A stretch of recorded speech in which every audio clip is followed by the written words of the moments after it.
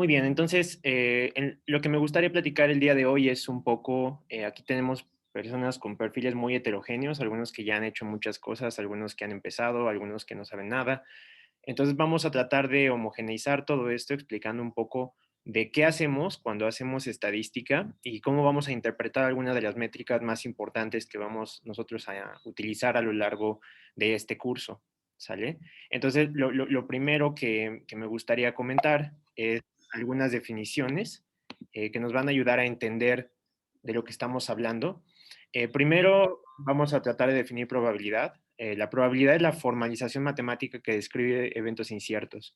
Cuando ustedes piensan en algo y se les pide que piensen en la probabilidad de que algo está ocurriendo, en lo que ustedes piensan es en dos escenarios. ¿Cuál es la probabilidad de que sí ocurra y cuál es la probabilidad de que no ocurra?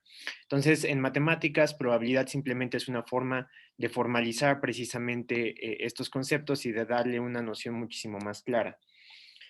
Por otro lado, nosotros tenemos la estadística. Generalmente cuando doy este curso presencial, lo que hago es preguntar qué es lo que saben ustedes que es la estadística y todos se equivocan y me dan la definición de ciencia de datos. Estadística no es la ciencia que procesa datos y los analiza, ¿sale? Lo que yo quiero que ustedes se queden y lo que vamos a ver y vamos a tratar de entender a lo largo del curso es que la estadística es una ciencia que estudia la variabilidad de la información. ¿Sale? No es una ciencia que procesa datos con el objetivo de cuantificar y estudiar la variabilidad de esta información y darle un significado, ¿sale? ¿Y para qué nos interesa estudiar probabilidad y estadística? ¿Cuál va a ser la función de darle estos dos escenarios dentro de un contexto científico? Todos los que están aquí están interesados en investigación de una u otra forma, ya sea que van a hacer su doctorado o están haciendo estancias de investigación. Entonces, ¿para qué quieren estudiar estas dos? Pues bueno, una de las razones por las que a ustedes les pudiera interesar hacerlo es porque quieren hacer inferencias sobre eventos inciertos. Entonces, basado en información que han recolectado o que tienen, ¿cuál es la probabilidad de que esto siga ocurriendo de la forma en que ha ocurrido antes? ¿O cuál es la probabilidad de que, dado cierta información, una hipótesis pueda recibir apoyo de los datos o no? Entonces, también vamos a probar fortaleza de evidencia estadística. Y algo que es una pregunta bueno, a pesar de que ya tenemos ciertas herramientas que nos ayudan a responderla, aún no está completamente descrita, es cómo es posible decir algo sobre eventos inciertos o estocásticos. ¿Cómo vamos nosotros a llegar a esas conclusiones? Pues bueno, hay dos tipos de doctrinas en probabilidad. De hecho, he decidido que una de las clases que voy a dar casi al final del curso va a ser estadística bayesiana, para que podamos platicar un poco de qué es lo que hace la estadística bayesiana y cómo se va a contrastar un poco con lo que vamos a ver en la frecuentista.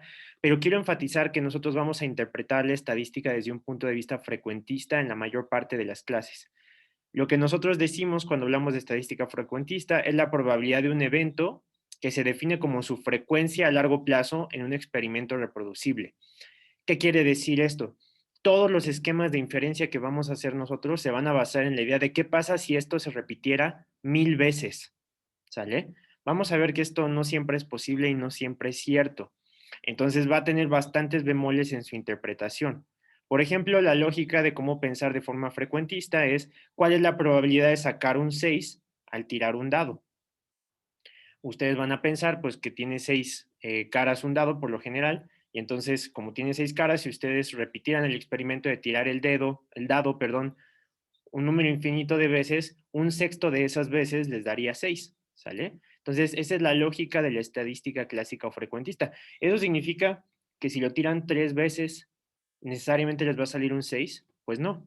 Y ahí es donde nos encontramos con bemoles en la estadística clásica o frecuentista, que como va a depender de un esquema inferencial de repetición bastante amplio, que no es nada descabellado porque habla de la reproducibilidad, que es un factor muy importante en la ciencia, pues no necesariamente vamos a tener eh, esta posibilidad, ¿sale?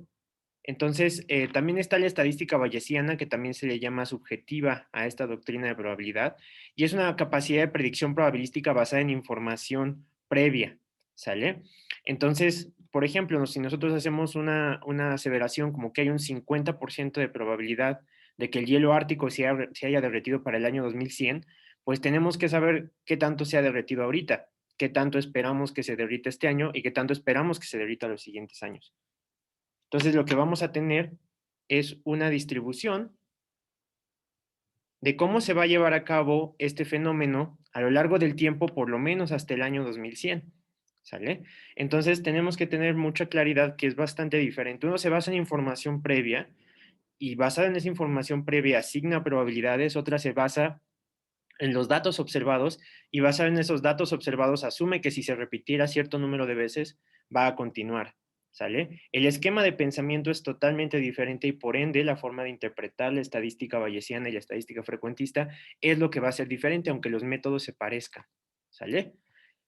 Cuando nosotros pensamos en probabilidad, en realidad lo que nosotros generamos en nuestro pensamiento es una distribución de probabilidad, ¿sale? Entonces vamos a considerar un escenario, un experimento en el que vamos a tirar dos dados al mismo tiempo. Entonces ahora ya no solamente tenemos un dado, sino que tenemos dos.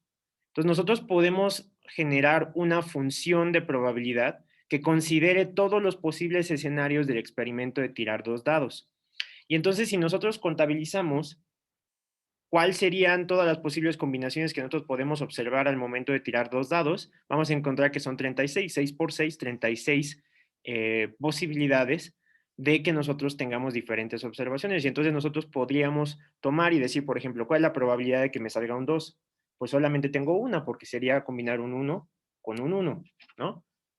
¿Cuál es la posibilidad de que me salga un 3? Pues bueno, me puede salir un 2 en un dado y un 1 en el otro, o un 1 en un dado y 2 en el otro.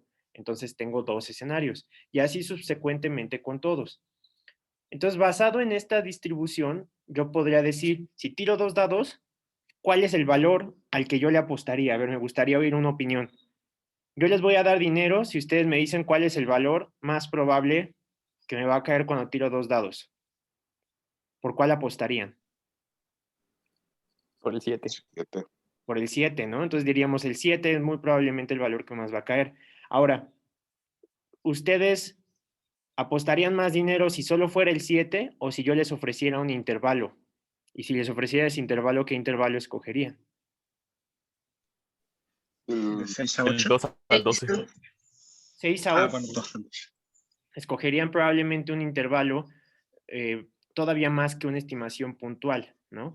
Entonces, vamos ya generando algunas ideas que nos van a ayudar a entender por qué la estadística funciona como funciona. Primero, el valor más frecuente o el valor esperado se va a referir a un valor en estadística y de hecho en probabilidad que se conoce como esperanza. Y es aquel valor que es el más frecuente. Entonces es el valor que describe a la distribución. Entonces si yo dijera que 7 es el valor que describe la distribución de dos datos, muy probablemente ustedes dirían, ah, pues si yo quiero escoger y voy a apostar, es más probable que me vaya a caer un 7. ¿Sale?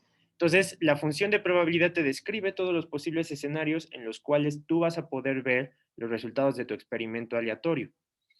Ahora, a ti te interesa describir estas funciones. Ya vimos esta función y ahora nos interesa describirlo. Lo que ustedes dieron ahorita de manera intuitiva es un promedio, expectativa o valor esperado.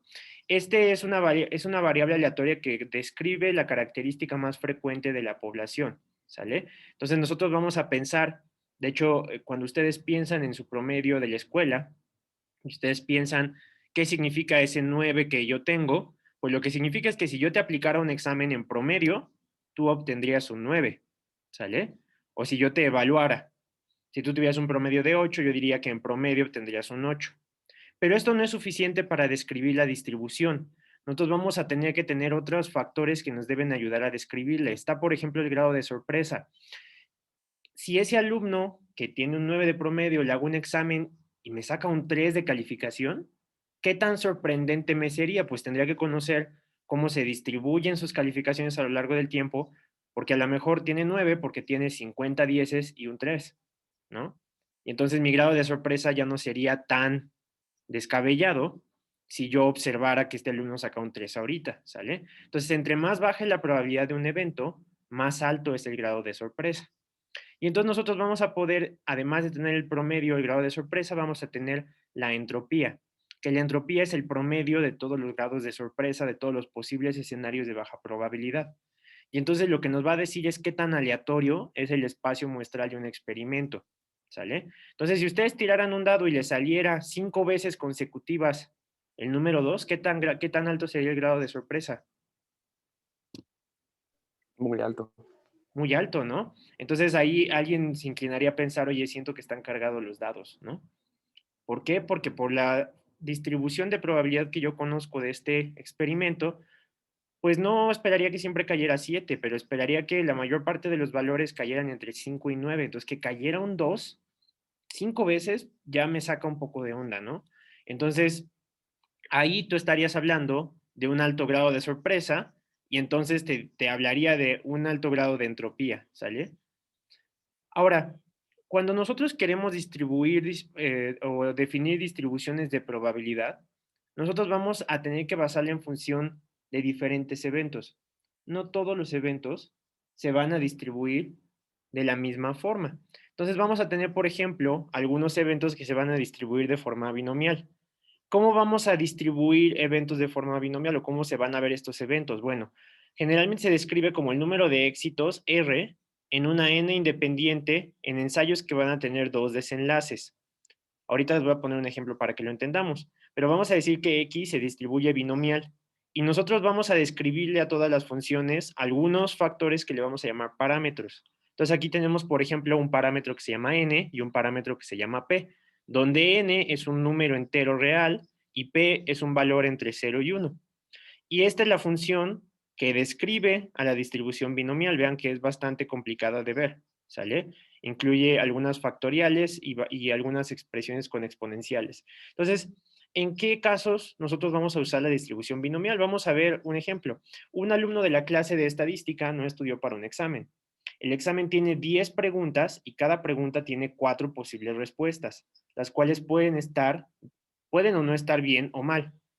Sabemos que la probabilidad de que el alumno acierte sin saber la respuesta es de un cuarto, porque es una pregunta de opción múltiple, ¿sale?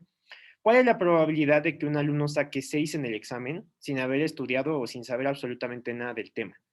Pues bueno, vamos a calcular la probabilidad de que saque igual o mayor a 6, que es igual a la probabilidad de uno menos la probabilidad de que saque igual o menor a 5.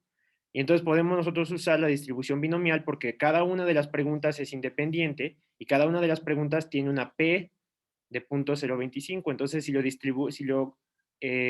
si lo tomamos para nuestra binomial, P sería igual a 0.025, N sería igual a 6, porque sería un examen de 10 preguntas, y entonces nosotros podemos hacer la estimación y la probabilidad de que alguien pase un examen sin haberlo estudiado sería de 1.6%. Entonces, la distribución binomial nos va a servir para estudiar una serie sucesiva de éxitos en un evento. Entonces, aquí sería la probabilidad de que sacara 6 respuestas correctas consecutivas, ¿sale?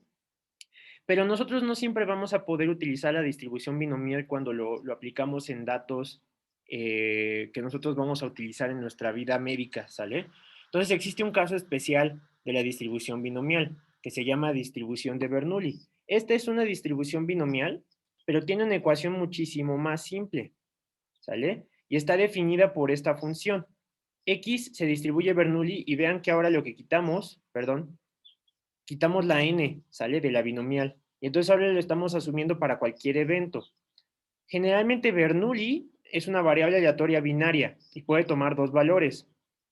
Uno, cuando el atributo de esta variable está presente, cero cuando no está presente. Por ejemplo, tiene o no tiene diabetes, tiene o no tiene hipertensión, tiene o no tiene algún atributo de interés, ¿sale? Y esta es una adaptación de esta fórmula que se ve en la binomial y que ahora está descrita aquí en Bernoulli. Y entonces vean que cambia un poquito, se simplifica bastante. Y entonces la distribución de Bernoulli es un caso especial de la distribución binomial. La entropía de la distribución de Bernoulli es baja porque solamente tengo dos escenarios, ocurre o no ocurre. Y algo que les va a sorprender aprender ahorita es que los porcentajes son promedios. El promedio de una distribución Bernoulli es un porcentaje. Entonces, si nosotros queremos decir cuál es el porcentaje de personas con diabetes, lo que estamos diciendo es cuál es el promedio de la distribución Bernoulli que explica la cantidad de personas con diabetes. ¿Sale? Entonces, la distribución de Bernoulli nos va a servir para caracterizar variables categóricas dicotómicas que se van a poder describir mediante porcentajes. Otro tipo de variables categóricas que pueden ser de interés son la distribución de Poisson. Esta distribución de Poisson lo que va a modelar son conteos. ¿sale? Entonces vamos a pensar cuál sería un conteo, por ejemplo, el número de alumnos que se conectaron a la clase a las 10 hoy, que no fueron muchos, no fue su culpa, yo lo sé, pero es una forma de modelarlo, podemos usar Poisson. Entonces, la cantidad de alumnos que se modelan, que se conectan a las 10, la cantidad de alumnos que se conectan 10-10, la cantidad de alumnos que se conectan 10-20.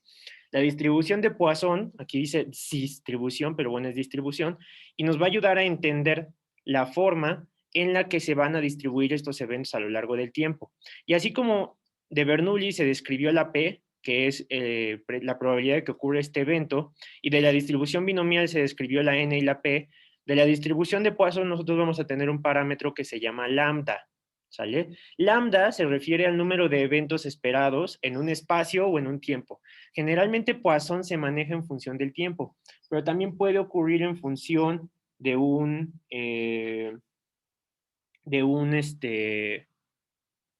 también puede ocurrir en función de un espacio geográfico. Entonces, por ejemplo, los geógrafos utilizan mucho la distribución de Poisson para poder modelar algunos escenarios, eh, como pudiera ser la distribución de casos dentro de un espacio, por ejemplo, una tasa, ahorita que han estado muy de moda las tasas para hablar de COVID, la tasa de vacunas aplicadas se describe mediante una distribución de Poisson. La tasa de personas con COVID se describe mediante una distribución de Poisson. La tasa de personas que mueren por COVID se describe mediante una distribución de Poisson, ¿sale? Entonces, nosotros vamos a describir lambda como la tasa que está moderada. Ahora, un problema que tiene la distribución de Poisson es que su varianza es igual a lambda. Cuando hablamos de varianza es que tanto van a variar los datos. Entonces, nosotros pudiéramos tener, hablando de los alumnos conectados, 6 alumnos que se conecten a las 10 sería nuestra media, ¿no? Que sería nuestro parámetro lambda. Pero también podemos tener una varianza de 6. Entonces si se conectan 0, el grado de sorpresa no sería alto, ¿sale? Entonces uno de los problemas que tiene la distribución Poisson es que su media y su varianza son exactamente iguales. Entonces, si bien se pueden conectar 6, también se pueden conectar 0, y eso no debe de generar un grado alto de sorpresa. Entonces, la distribución de Poisson va a ser útil para modelar este tipo de eventos. Por ejemplo, imaginen la probabilidad de que alumnos lleguen sin avisar a la clase de Zoom, o sea, que nos hagan Zoom bombing, por ejemplo, y que este parámetro se estime con una tasa promedio o intensidad que le vamos a llamar lambda. Entonces nosotros podemos capturar los datos a lo largo del tiempo en diferentes escenarios y obtener la tasa promedio lambda, que nos debe de decir en teoría cuál es la probabilidad de que un paciente o un alumno llegue a cierta hora X, ¿sale? Entonces la distribución de Poisson nos ayuda a modelar conteos en un tiempo o en un espacio geográfico, ¿sale? El problema que tiene esta distribución es que su varianza es igual que su media. Entonces nos podemos encontrar con un escenario de 6 casos y con un escenario de 0 casos, y el grado de sorpresa no va a ser muchísimo más alta. Ahorita hablamos de casos donde puede ocurrir algo o no. La persona puede llegar o no a lo largo del tiempo o en un espacio geográfico. Puede o no tener diabetes. Va a tener bien o mal la pregunta. A este tipo de variables metodológicamente se le llaman variables de tipo nominal, y van a ser variables de tipo nominal categóricas, ¿sale? Sin embargo, a veces nos van a interesar otro tipo de variables. Estas variables pudieran ser numéricas, y estas variables numéricas pudieran describir ciertos atributos. Entonces, por ejemplo, si queremos considerar la edad, o queremos considerar la temperatura, o queremos considerar la saturación de oxígeno, o queremos considerar el peso o el índice de masa corporal, la distribución de Poisson, la Bernoulli y la binomial no nos van a servir. Si nosotros queremos usar métodos que utilicen la distribución binomial, la distribución de Bernoulli o la distribución de Poisson, pues el software nos los va a calcular, pero no vamos a poder darle ninguna interpretación a los resultados. Nosotros tenemos que escoger distribuciones para variables continuas. Las dos distribuciones para variables continuas que nosotros vamos a ver va a ser la distribución exponencial y la más frecuente, que es la distribución normal o la distribución gaussiana.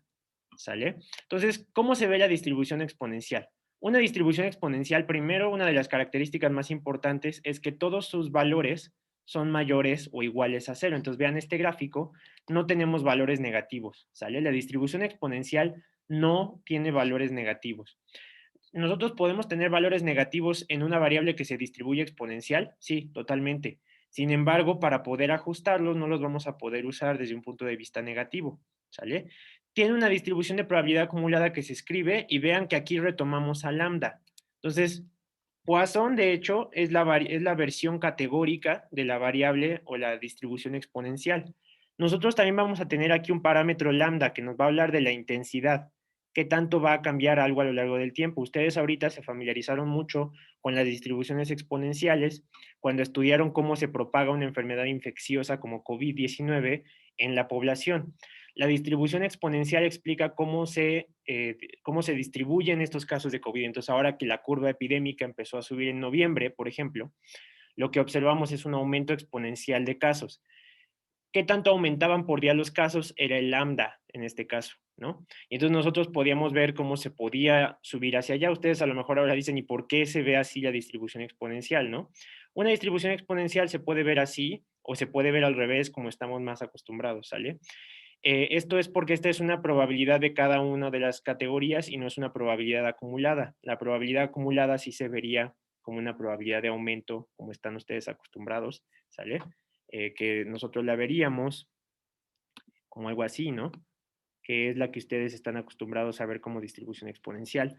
Ahora, esto no necesariamente implica que las distribuciones acumuladas sean diferentes a las distribuciones de cada uno de los aspectos, ¿no? Entonces, pues vamos a tener un poco de cuidado con cómo se ve la distribución exponencial. Ahora, eh, como en estadística generalmente nos gusta trabajar con la distribución normal, la distribución exponencial es buena, pero nos mete un poco de ruido a veces, ¿sale? Entonces, a veces vamos a querer nosotros utilizar una transformación de esta variable. Entonces, no queremos que se quede como esta exponencial, sino queremos que se convierta en algo más manejable. Entonces, muchas variables biológicas que ustedes se van a enfrentar y que vamos a ver a lo largo del curso, tienen distribución exponencial y si nosotros le aplicamos un logaritmo, vamos a poder aproximar una distribución normal a partir de esa distribución exponencial, ¿sale? Entonces, la distribución exponencial es muy frecuente, de hecho, es la más frecuente de las variables biológicas. Por ejemplo, la mayor parte de las personas tienen una saturación de oxígeno entre 97 y 92.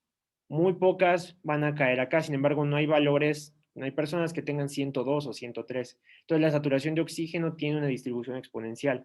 Para poder estudiarla de forma precisa, generalmente vamos a tener que transformarla a un logaritmo para poder meterla a modelos de regresión, para poder hacer contrastes con una prueba TD-Student, para poder hacer un modelo de ANOVA, va a ser mucho más útil hacer una transformación de esta variable, ¿sale?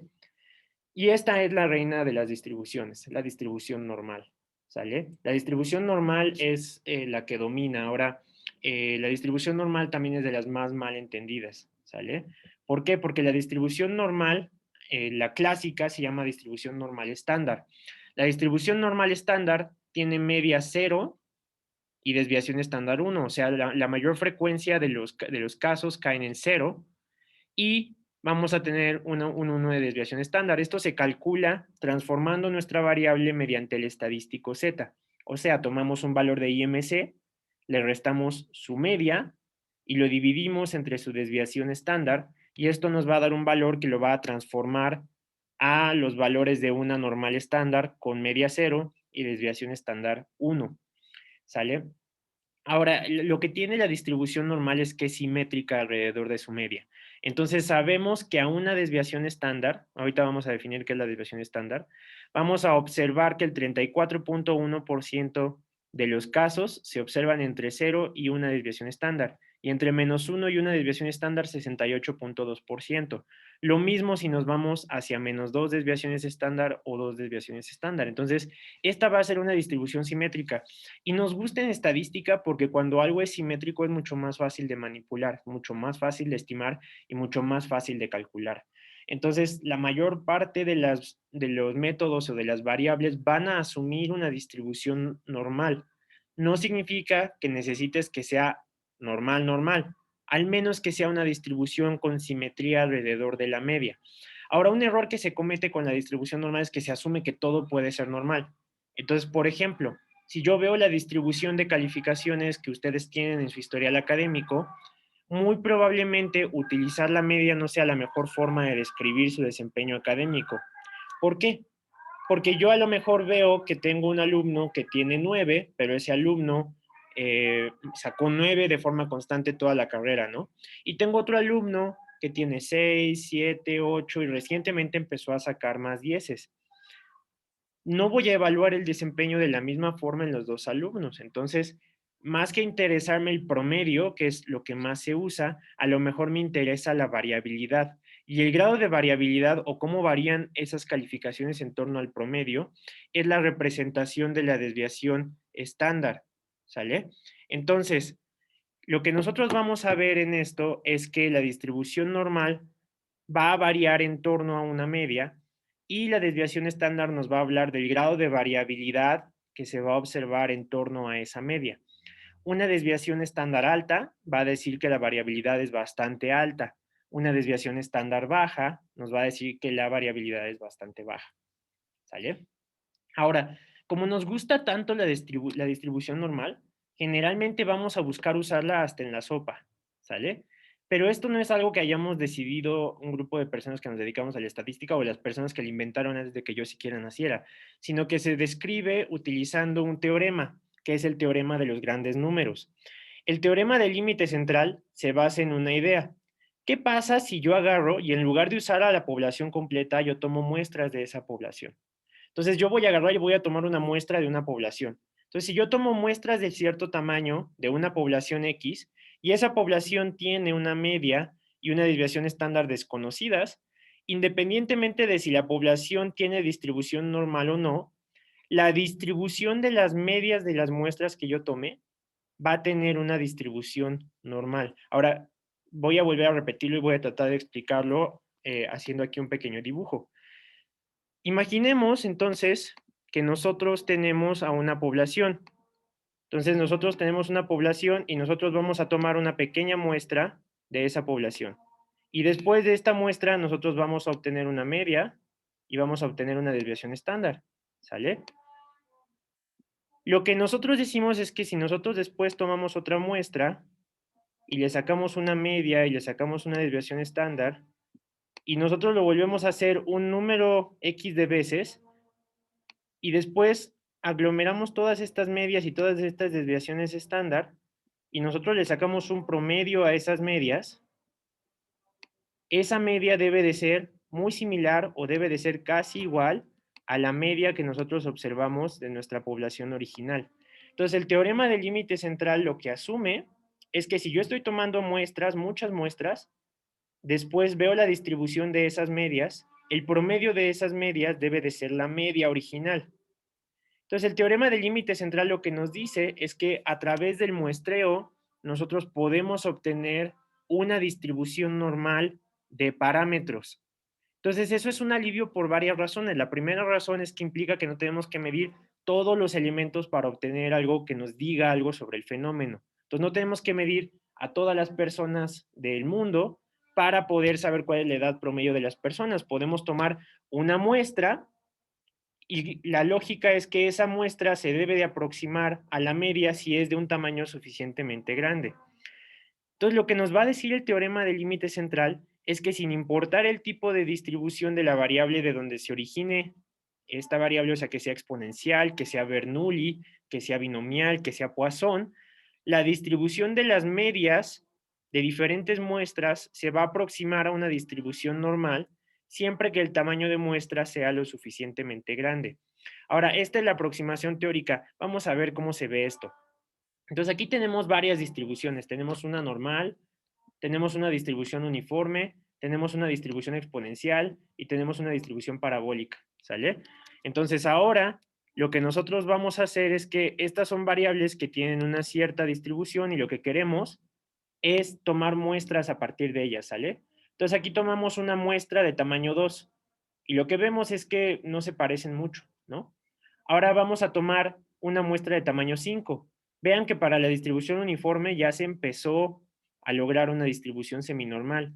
Y después tomamos una distribución de tamaño 30 y vean que casi todas ahora parecen tener una distribución normal. Entonces, de ahí se deriva una regla de pulgar. Tomar una n de tamaño de muestra 30 podría ser suficiente para aproximar normalidad. Si la distribución original tiene distribución normal, el tamaño de n no es importante y la distribución obtenida también tendrá una distribución normal. Vean aquí, esta es normal y todas las que se tomaron eran simétricas alrededor de la media. En cambio, con la uniforme, pues entre más muestreamos, más logramos distribución normal, lo mismo con la exponencial y lo mismo con la parabólica.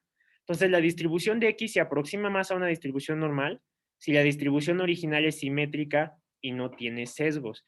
Entonces, yo ahora en este curso les voy a enfatizar mucho que busquemos identificar si alguna transformación de una variable, así como les dije, que acá cuando transformamos una variable exponencial con logaritmo, logramos hacerla simétrica.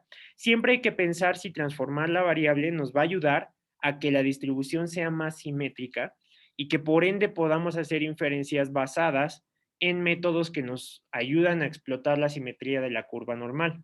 ¿Sale? Ahora, otra cosa que pasa con el tamaño de muestra es que cuando nosotros aumentamos el tamaño de muestra de una distribución, generalmente lo que vamos a hacer es que vamos a hacer más pequeña sigma. Sigma es la desviación estándar. Entonces vean aquí la desviación estándar. Esta es con una muestra de tamaño más pequeño. Ahora pasamos a un tamaño un poco más grande y ahora un tamaño más grande. Entonces vean cómo la flecha va reduciéndose progresivamente conforme aumentamos el tamaño de muestra. Entonces, a veces tener tamaños de muestra enormes no es indispensable. ¿Sale? Y por eso vamos a tener una clase sobre muestreo y cálculo del tamaño de muestra, porque lo que nosotros vamos a buscar es reflejar un parámetro de nuestra población y para ello no es necesario, si nosotros cumplimos con el teorema del límite central, tener un tamaño de muestra lo suficientemente grande, porque la media no se modifica conforme aumentamos el tamaño de muestra, lo que se modifica es la variabilidad. ¿Sale? Entonces, lo que vamos a lograr es que cada vez más valores caigan en torno a este valor que es la media y si nosotros teníamos alta variabilidad, pues se va a ir reduciendo, ¿sale? Eso también nos lleva a pensar que si nosotros vemos estudios de tamaños muy grandes, a veces pueden ocurrir inferencias por azar, ¿sale? Entonces, algunos valores como el p-value son sensibles al tamaño de muestra y van a salir significativos sí o sí cuando un tamaño de muestra es lo suficientemente grande. Ahorita vamos a ver la interpretación del p-value, ¿sale? Entonces, vean, este es otro ejemplo del teorema del límite central. Aquí tenemos una distribución. ¿Qué forma les parece que tiene esta distribución? Fue una de las que vimos Exponencial. hace ratito. Exponencial, ¿no? Esta parece tener distribución exponencial. Y entonces le vamos a tomar un tamaño de muestra de tamaño 15, ¿sale? Y vean que nada más tomando un tamaño de muestra de tamaño 15 se logra uniformizar un poco. Ahora tomamos un tamaño de muestra de tamaño 30 y lo uniformizamos un poquito más. Un tamaño de muestra de tamaño 60 y lo uniformizamos un poquito más. Entonces, el teorema del límite central nos dice que con un tamaño de muestra suficiente podemos aproximar el teorema del límite central y nosotros vamos a poder obtener un estimador que bajo un supuesto de simetría se va a poder explicar mediante una curva normal. Ahora, el problema que nosotros tenemos es que a veces podemos conocer la media, pero justo como comenté yo, la desviación estándar depende del tamaño de la muestra. Entonces es muy poco probable que nosotros conozcamos la varianza o la desviación estándar real de un tamaño muestral.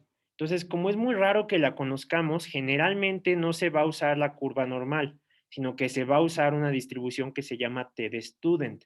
La distribución t-de-student se usa cuando nosotros no conocemos la varianza de la población, solamente tenemos una idea sobre la media.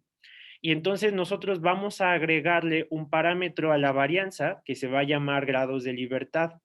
Y los grados de libertad van a permitir que la varianza fluctúe y que no sea fija, ¿sale? Y entonces nos va a permitir hacer inferencias independientes de la varianza.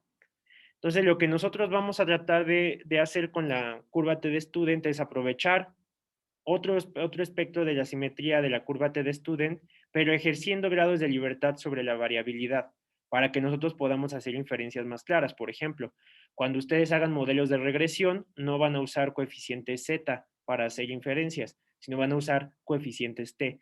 Y esto lo van a hacer para que sus grados de libertad les permitan hacer inferencias sobre la variabilidad de los datos sin tener un conocimiento de cuál es el valor real de la varianza.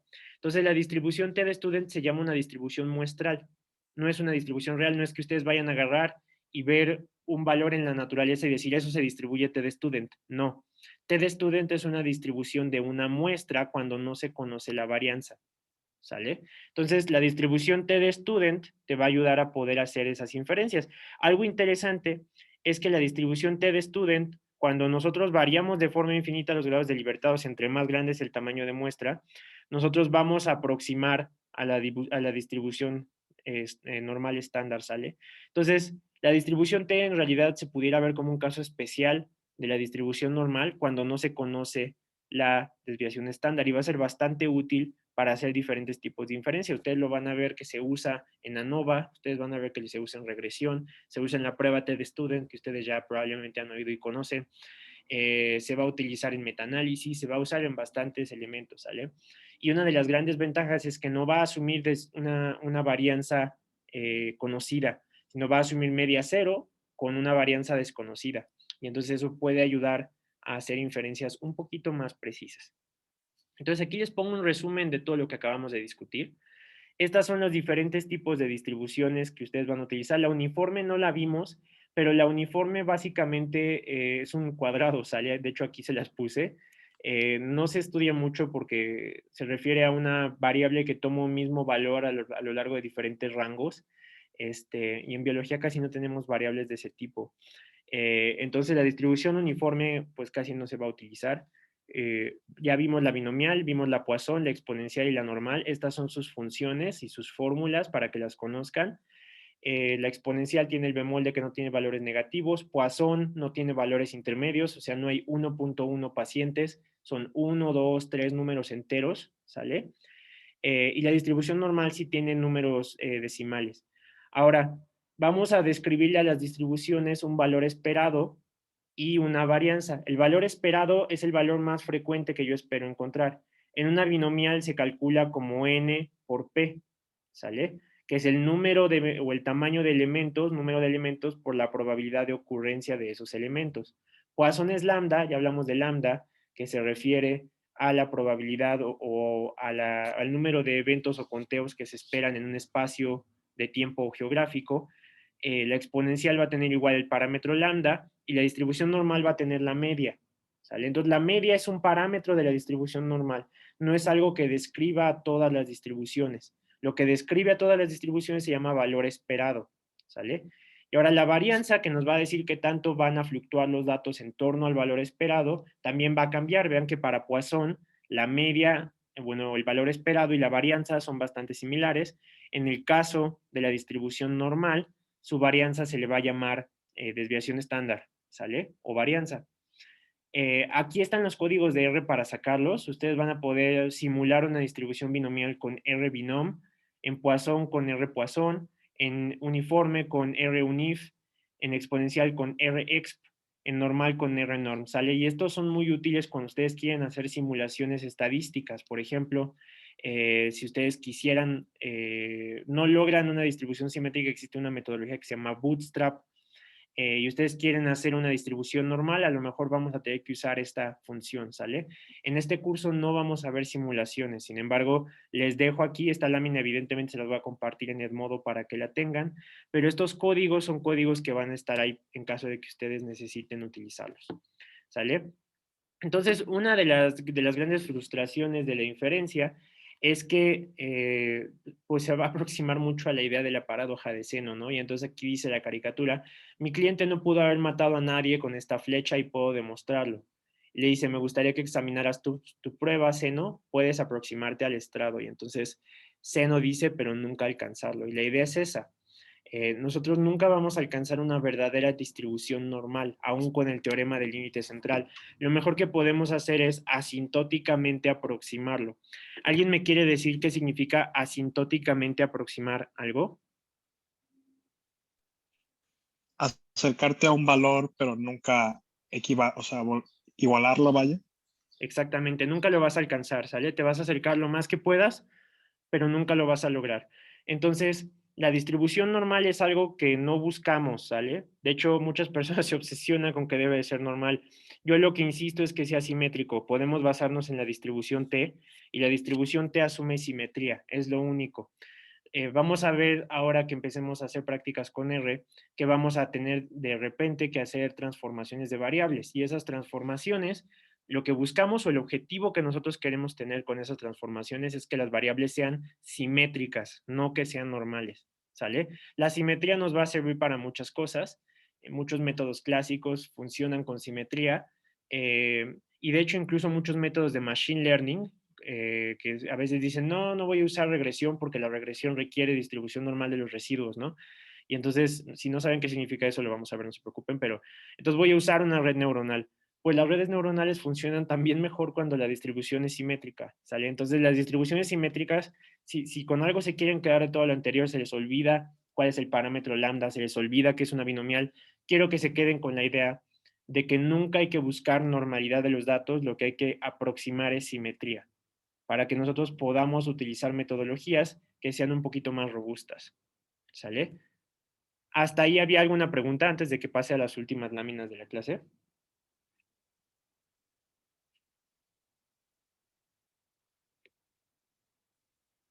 ¿No hay preguntas? Ok, vamos a continuar. Vamos a hablar de una introducción a la estadística descriptiva e inferencial, ahora que ya hablamos un poco de las distribuciones. Vamos a hablar de dos términos generales. El primero es un parámetro. El parámetro es el valor o característica que se asocia con la población. Generalmente no lo conocemos. Por ejemplo, la media de hemoglobina glucosilada en población mexicana no la conocemos. No se conoce. Quien me diga que la conoce está equivocado. El parámetro no lo conocemos. Generalmente nosotros vamos a explicar esto con letras griegas. Le vamos a llamar mu a la media, sigma a la desviación estándar. Son parámetros que no conocemos. Lo que nosotros vamos a poder obtener son estimadores. Los estimadores aproximan a un parámetro y nos van a decir qué tan cerca o qué tan lejos está y le vamos a poder obtener nosotros diferentes características a este estimador. Este generalmente se puede obtener como una cantidad fija o como variables repetidas, un desenlace, una variable aleatoria, ¿sale? Y esto, algo muy importante de un estimador, que ahorita vamos a ver la diferencia entre estadístico y estimador, es que se obtienen a partir de una muestra, a diferencia de un parámetro. El parámetro es el de la población, mientras que el estadístico o los estimadores son de una muestra. Entonces, cuando ustedes estimen algo en estadística, lo que ustedes van a estar haciendo es obtener un estimador que van a buscar ustedes que represente al parámetro de la población. Ahora ya vimos los valores esperados, entonces de las cosas más útiles no son en sí las medias, sino son en realidad las desviaciones estándar o las medidas de dispersión. Entonces vamos a formalizar dos medidas de dispersión importantes. La primera es la desviación estándar. La desviación estándar nos va a medir la dispersión de las mediciones individuales alrededor de la media de la población. O sea, nos va a decir qué tan lejos están los datos de la media o del valor más frecuente. Y nos va a servir para describir variaciones sujeto a sujeto alrededor de las mediciones de una variable Y. Entonces, ¿qué pensarían de una variable que tiene alta desviación estándar? ¿Cómo está la dispersión de las observaciones? Muy grande. Muy grande, ¿no? Esperaríamos encontrar valores extremos. ¿Cuál sería el grado de sorpresa de encontrar un valor extremo cuando la desviación estándar es alta? Bajo. Bajo. Bajo. ¿No? Entonces, la desviación estándar, como pueden ver, está intrínsecamente ligada al grado de sorpresa. Entonces, nos va a hablar de qué tanto se va a variar un objeto alrededor de una media. Nosotros también podemos obtener otro tipo de dispersión, que va a tratar de hacer inferencias no sobre una sola muestra, sino sobre todas las posibles muestras que pudieran haber. Y ese se conoce como error estándar de la media. Lo que calcula el error estándar de la media, a diferencia de la desviación estándar, es la dispersión de todas las medias posibles de la muestra alrededor de la media poblacional teórica. Entonces establece una media poblacional teórica y mide cómo se dispersan todas las posibles medias. Entonces, si nosotros queremos comparar dos muestras, es mucho más útil utilizar el error estándar de la media porque nos va a dar la variación muestra a muestra alrededor de las medias muestrales. Muchísimo más útil que la desviación estándar, que es algo intrínseco a la muestra. ¿Sale? Entonces es apropiada para describir qué tan precisa es la media para estimar la media poblacional. A menor valor del error estándar, mejor es la precisión de nuestro estimador de la media. Entonces, muchos artículos de investigación comparan desviaciones estándar. Eso se puede hacer, pero no se puede hacer como funciones de la media. La desviación estándar es una bestia en sí mismo, ¿sale? De hecho, para comparar varianzas o comparar desviación estándar hay una prueba que vamos a ver en ANOVA que se llama prueba F de Snedeker, ¿sale? O Fmax. La prueba Fmax compara varianzas, pero no compara medias. Y nosotros lo que queremos es comparar medias. Lo ideal es ver un error estándar de la media. De hecho, el error estándar de la media es lo que se usa para calcular un intervalo de confianza que ahorita vamos a definir formalmente. Entonces, en los artículos de investigación se prefiere que si vas a comparar dos medias, las compares a través de errores estándar de la media y lo pongas como una medida de dispersión por encima de la desviación estándar cuando vas a comparar muestras. ¿Sale? Sin embargo, la desviación estándar te puede servir como una descripción para ver cómo varían los sujetos dentro de un grupo. Entonces, ahí la pregunta sería, ¿qué es lo que quieres tú describir? ¿Describir la dispersión de los sujetos o qué tanto varían las medias una contra otra? Esa ya es una decisión más metodológica. ¿Sale? Ahora, aquí tenemos tres distribuciones. Estas tres distribuciones son bastante similares, excepto por el hecho de que su media o su valor más frecuente va a ser diferente entre sí. Entonces, estas tres medias van a diferir en función de una medida que se conoce como medida de tendencia central. Entonces, en estadística descriptiva, para tratar de diferenciar a estas tres distribuciones, lo que nosotros obtendríamos son medidas de tendencia central. Entonces obtendríamos una media, una mediana, una moda, y con base en esas variables, ahora lo que nosotros trataríamos de decir es, ok, difieren en media, o difieren en mediana, o difieren en moda. Y así es como nosotros vamos a contrastar distribuciones. Entonces, siempre que piensen qué estamos haciendo con estadística cuando comparamos factores de estadística descriptiva, lo que estamos haciendo es contrastando distribuciones, ¿sale? Estas dos distribuciones, en contrario de estas, que en lo que se diferenciaban era en el valor en torno a la media, estos van a diferenciarse por su variabilidad. Entonces, esta distribución, como les había comentado hace un rato, tiene mucho más variabilidad porque un valor de 120 no sería tan sorprendente aquí como sería sorprendente aquí, ¿sale? Entonces, acá la variabilidad es mucho más alta que acá. Para contrastar a estas dos distribuciones, su media es bastante igual, vean, está más o menos en 100 y 110, por ahí está la media, ¿sale? Entonces, si nosotros las contrastamos con medias, van a ser muy similares, pero si las contrastamos con variabilidad, a lo mejor podemos obtener un insight interesante. Esto se va a describir mediante varianza, desviación estándar, que la desviación estándar, por cierto, es la raíz cuadrada de la varianza, el rango y las percentilas. Entonces, estas distribuciones se van a contrastar en función de su variabilidad. Y también nosotros podemos contrastar a las distribuciones en función de otro tipo de parámetros, que sería, por ejemplo, en su simetría. Acá vemos una distribución simétrica, que era lo que yo les decía que debemos buscar cuando hagamos transformaciones de variables. Acá una asimetría negativa, que significa que los valores se asignan hacia los valores más altos, o sea, es asimétrica hacia valores negativos.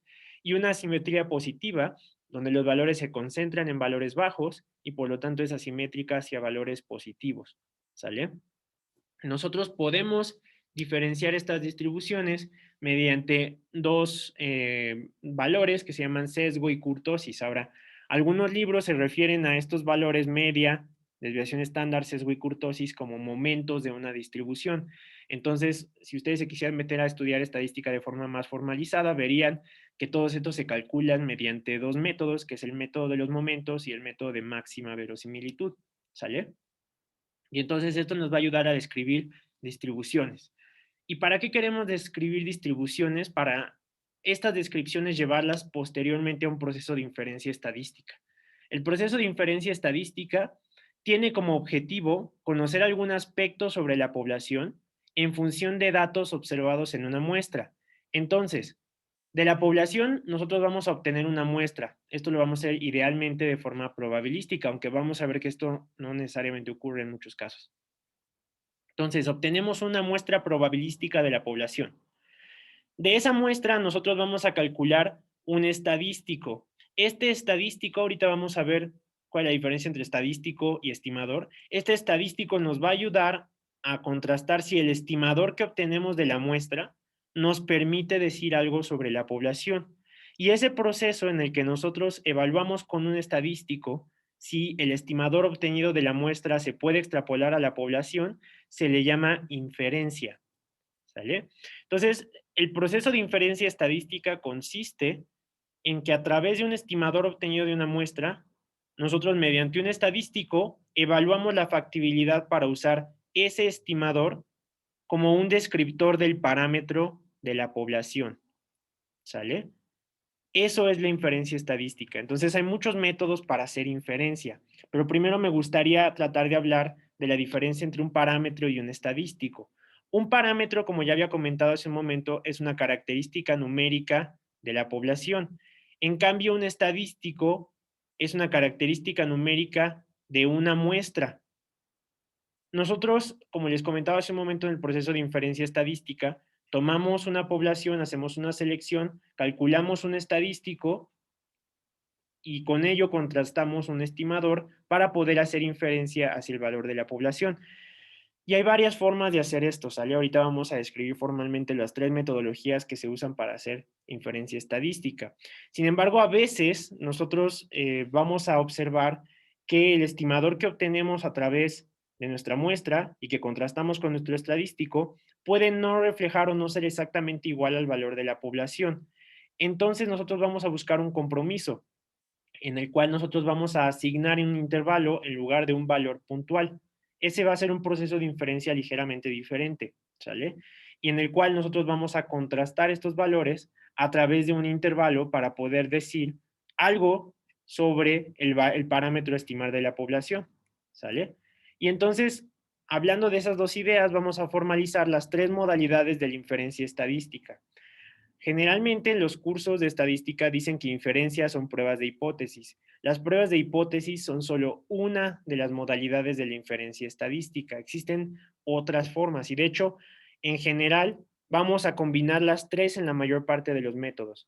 Un estimador puntual lo que hace es estimar un valor. Ahorita vamos a formalizar un poco más que lo que hace, pero no te va a dar información de la variabilidad de ese estimador. Entonces, yo voy a decir, por ejemplo, la media de colesterol en la población mexicana es de 170. Y ya, se ignora cuán cerca está ese estimador del parámetro. Entonces, para complementar a la estimación puntual, se va a usar la estimación por intervalos. La estimación por intervalos consta de 2 valores numéricos que se definen en un rango dentro del cual se pretende que se encuentre el parámetro de interés con un cierto grado de confianza. A esto le vamos a llamar intervalo de confianza. ¿Sale? Entonces, los estimadores puntuales se van a acompañar de una estimación de intervalos. Y ahora, para obtener una idea de la inferencia, nosotros podemos usar pruebas de hipótesis, en la cual nosotros vamos a hacer planteamientos que se van a comprobar mediante una prueba estadística. En una regresión, por ejemplo, nosotros vamos a estimar un coeficiente beta, le vamos a dar un intervalo de confianza a ese coeficiente beta y vamos a hacer una inferencia sobre ese coeficiente beta para obtener un valor de P. Estas 3 modalidades las implementamos en una metodología que se llama regresión, ¿sale? Entonces nosotros lo vamos a hacer en todos los puntos para poder hacer la inferencia sobre la población. Entonces vamos a ver un poco más de qué es un estimador puntual, qué es un intervalo y qué es una prueba de hipótesis, aunque no vamos a entrar a detalle porque estos van a ser clases respectivas, ¿sale? Un estimador puntual, lo que nosotros queremos estimar es un parámetro utilizando datos observados, una media, un mínimo, un máximo, un cuantil, una desviación estándar, y la estimación puntual intenta obtener la mejor estimación del valor de ese parámetro. Un estimador va a ser una estadística, que es una función de los datos, que produce tal supuesto, ¿sale? Lo que nosotros buscamos es que lo refleje. La elección de un estadístico específico como estimador depende de las características de esta estadística en el contexto de su distribución muestral. O sea, si nosotros queremos calcular, por ejemplo, una mediana de tiempo de supervivencia en un paciente con cáncer, nosotros no vamos a usar una distribución normal, lo que vamos a ver es cómo se distribuye el tiempo y vamos a tratar de usar la distribución correspondiente. Entonces, por ejemplo, el tiempo se distribuye generalmente de forma exponencial, eso lo vamos a ver en supervivencia. Entonces, ahí yo voy a usar todos los parámetros de la función exponencial para poder hacer una inferencia sobre el tiempo. O, por ejemplo, yo quiero obtener un porcentaje de preferencia de un candidato para una contienda electoral. Yo no voy a usar la distribución normal. porque la persona lo prefiere o no lo prefiere. Voy a usar una distribución Bernoulli o una distribución binomial.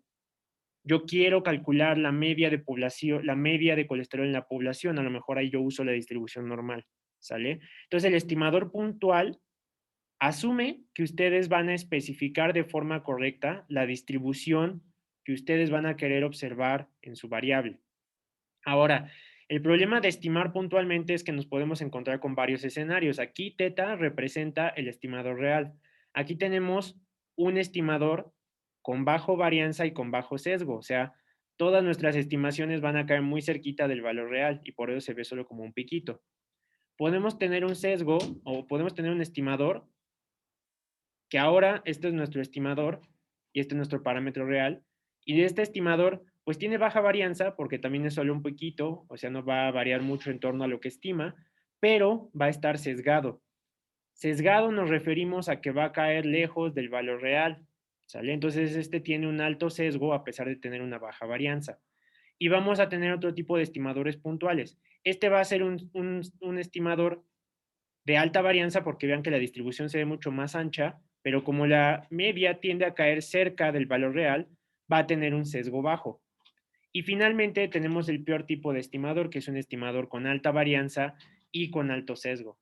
Vamos a ver que para evaluar este tipo de elementos, la varianza y el sesgo, vamos a poder utilizar diferentes metodologías estadísticas para poder identificar cuándo tenemos un alto, un bajo sesgo, una alta, una baja varianza. Y vamos a ver que en realidad no está peleado, sino que tenemos que encontrar el equilibrio entre sesgo y varianza y trabajar en ese equilibrio para poder a veces encontrar modelos que nos ayuden a explicar los fenómenos de la mejor manera posible. Para tratar de sobrevenir alguno de los problemas de los estimadores puntuales, se utiliza a veces una estimación por intervalos. La estimación por intervalos permite cuantificar la incertidumbre de nuestra estimación puntual. Lo que buscamos es construir un intervalo que probablemente contenga el parámetro de la población. Uno de estos intervalos, que se va a calcular sobre la base de los datos, se denomina intervalo de confianza. La probabilidad de muestreo de que el intervalo de confianza contenga efectivamente el valor del parámetro se le va a llamar nivel de confianza. Ojo, no estamos hablando de probabilidad, estamos hablando probabilidad de muestreo. Un intervalo de confianza no es probabilidad. Sé que algunos tomaron la clase con Jesús Naveja, entonces, ¿alguien me quiere decir cómo les enseñó Jesús a interpretar el intervalo de confianza?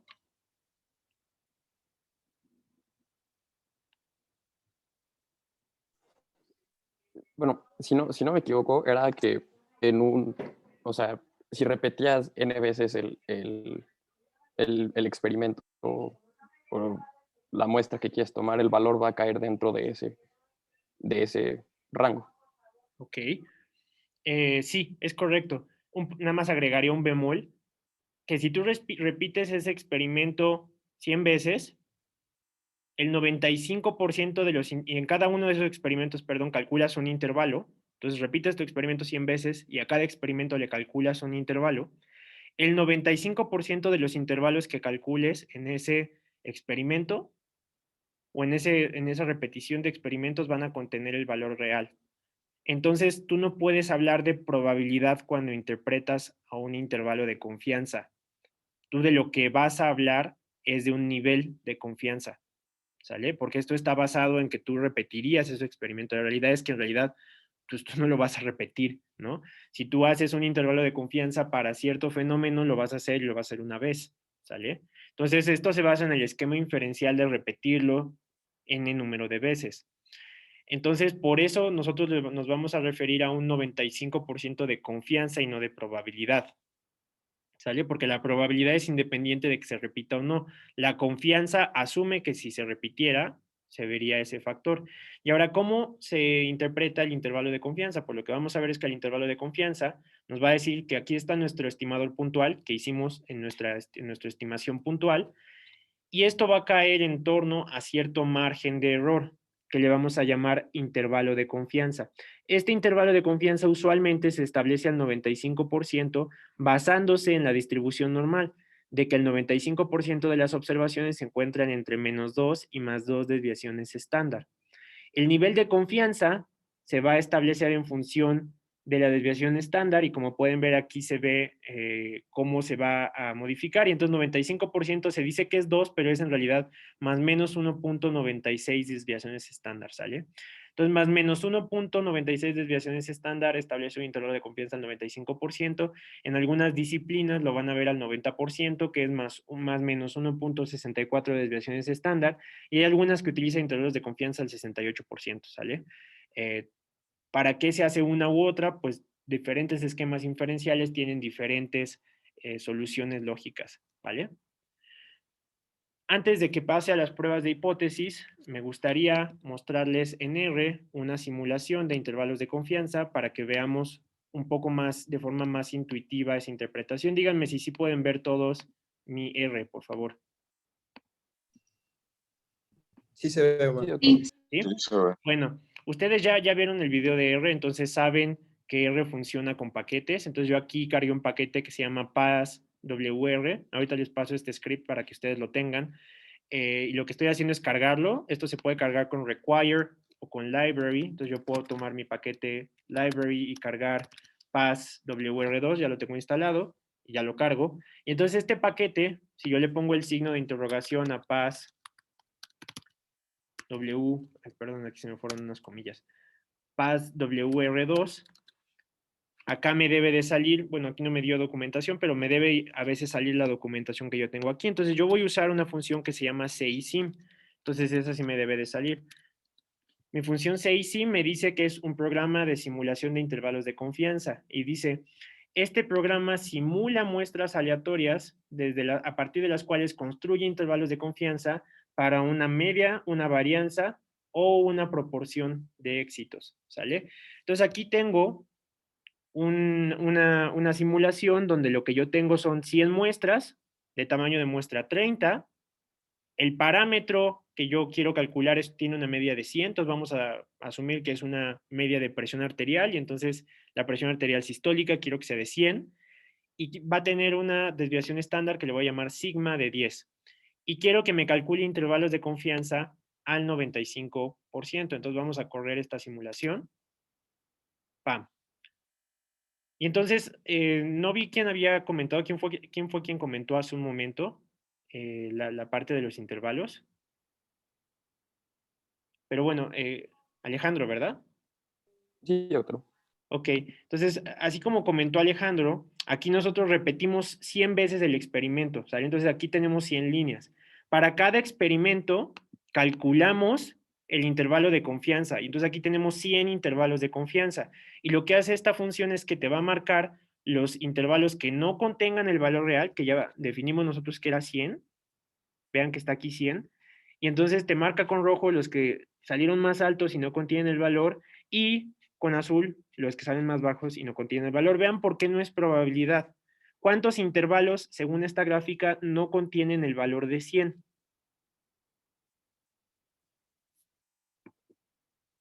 Casi todos menos uno. Casi todos lo contienen, pero en realidad 8 no lo contienen, ¿no?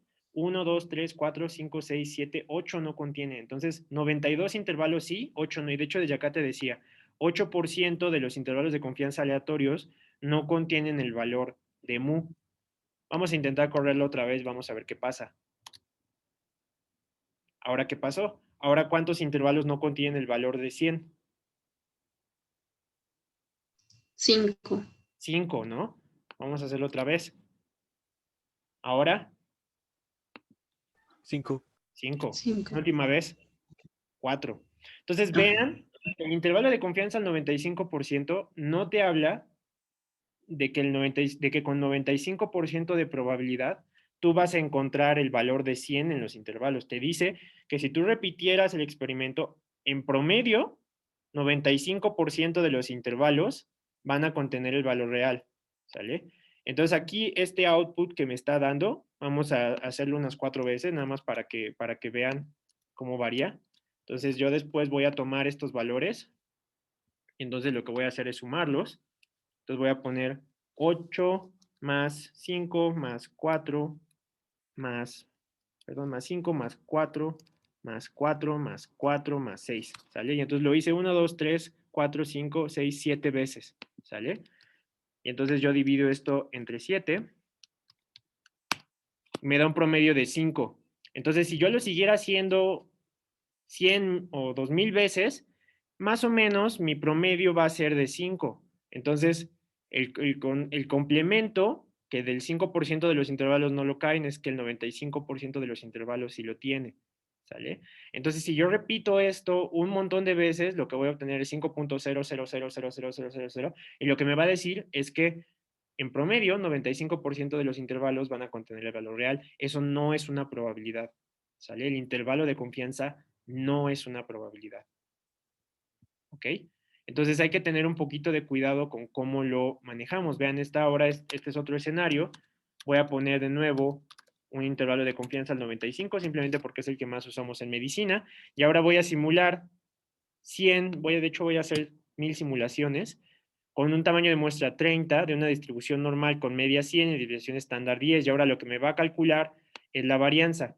¿Sale? Entonces no me va ahora a calcular 100 como media, sino lo que me va a calcular es la varianza. Entonces hago lo mismo, aquí a lo mejor se va a tardar tantito. Vean que ahora quedó un gráfico muchísimo más lleno. Aquí me dice, porque no los voy a poner a contar, que el 6% de los intervalos de confianza no lo contuvieron, ¿sale? Y entonces vean que aquí hubo varios intervalos que salieron altos y varios que salieron bajos, ¿sale? Cuando la desviación estándar es de 100. Entonces, lo que nos debe de quedar claro después de esto es, uno, el intervalo de confianza depende enteramente de los datos. Entonces, depende cómo lo simules, depende cómo lo observes. Y si tú solo tienes un solo intervalo, calculas tú, no lo puedes interpretar como probabilidad. Lo tienes que interpretar como un nivel de confianza. Como, pues yo voy a confiar que si yo repitiera 1000 veces el experimento, el 95% de los intervalos que yo calcule van a contener este valor real. ¿Sale? No pueden decir más que eso. ¿Hay alguna duda de cómo se interpreta el intervalo de confianza?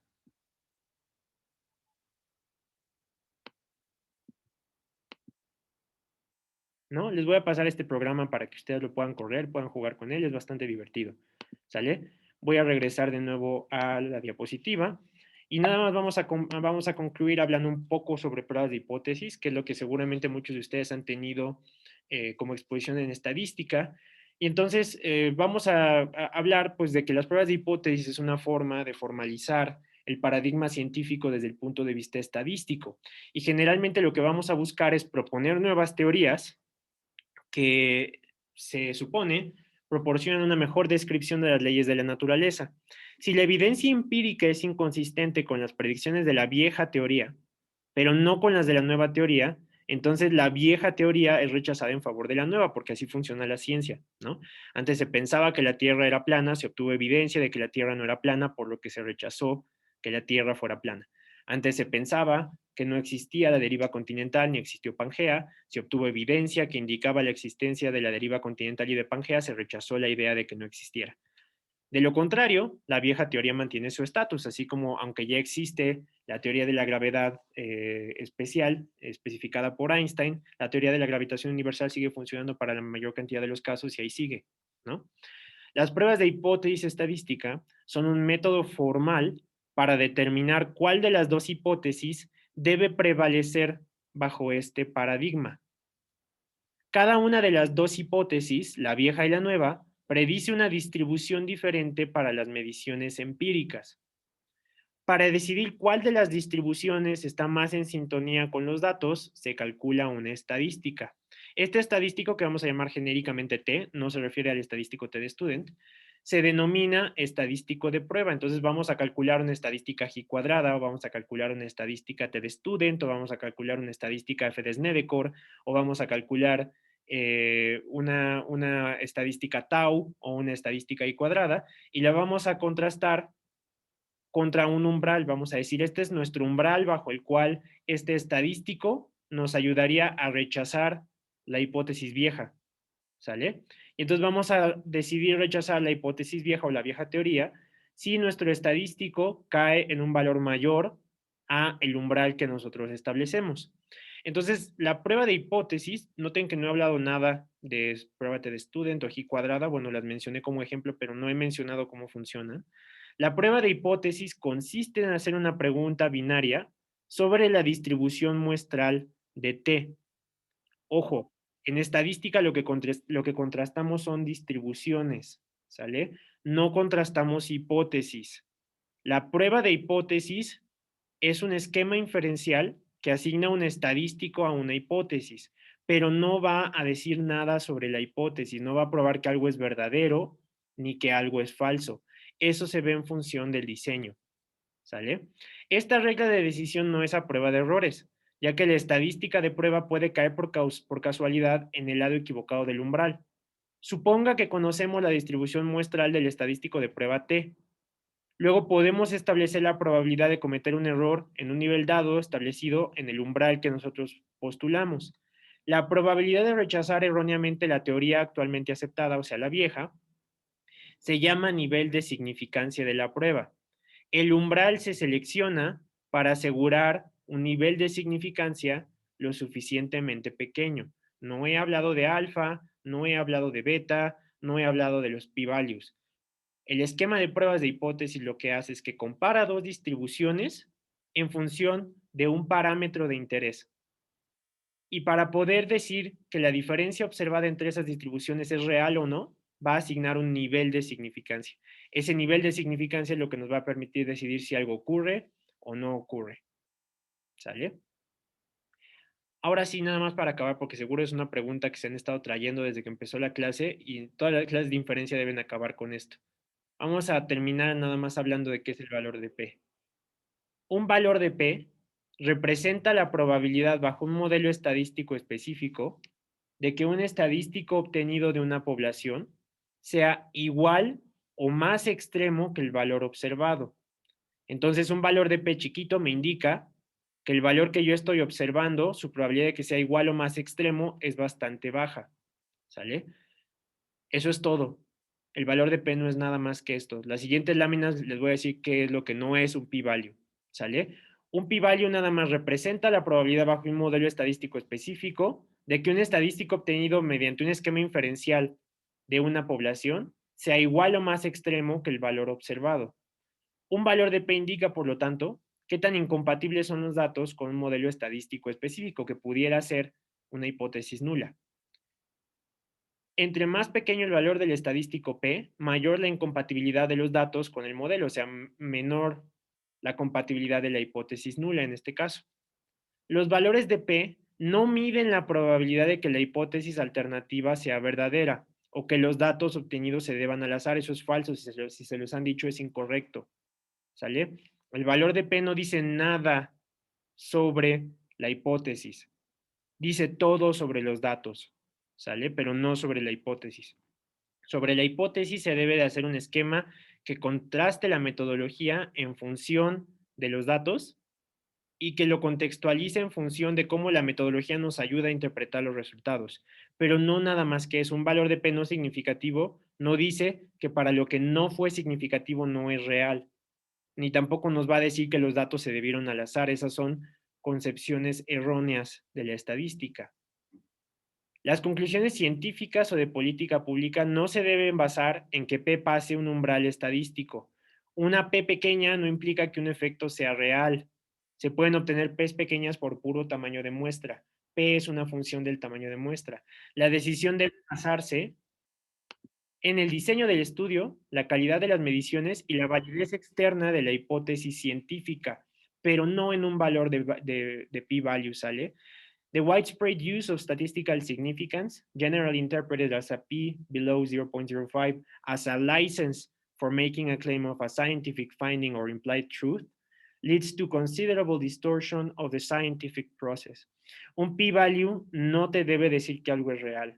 Si hay una diferencia, debes de preguntarte, ¿esa diferencia se vio por el diseño? ¿Se vio por la calidad de las mediciones? ¿Son válidas? ¿Apoyan la hipótesis tenía pies y cabeza, tiene validez biológica, permite establecer causalidad? Esas son las preguntas que ustedes se deben hacer para que un valor de P pueda decir algo sobre una hipótesis. Pero la inferencia estadística requiere de reportes completos y transparentes. Escoger y presentar solamente valores significativos es un sesgo metodológico y lleva, por tanto, a conclusiones erróneas. Entonces, los valores de P no se deben interpretar jamás solos. Jamás, jamás, jamás. Si ustedes solo presentan un valor de P como evidencia de que algo es real, no aprendieron estadística conmigo en este curso, negaré que se inscribieron, ¿sale? El valor de P es un complemento. ¿Y complemento de qué? Pues de otras cosas, algunas cosas que nos ayuden a hablar del tamaño del efecto, por ejemplo, porque un valor de P no mide el tamaño del efecto. Una P más pequeña no representa un efecto más importante, ni una más grande implica que el efecto sea mínimo. Decir que algo es muy significativo es falso.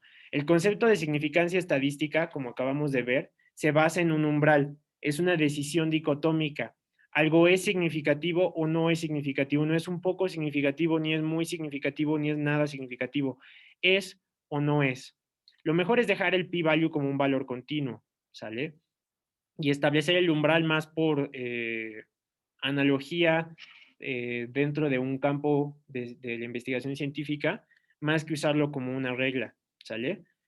Por sí sola, el valor de P no es una buena medición de la evidencia de un modelo o hipótesis. Se debe de acompañar de otras métricas. ¿De qué métricas se debe de acompañar?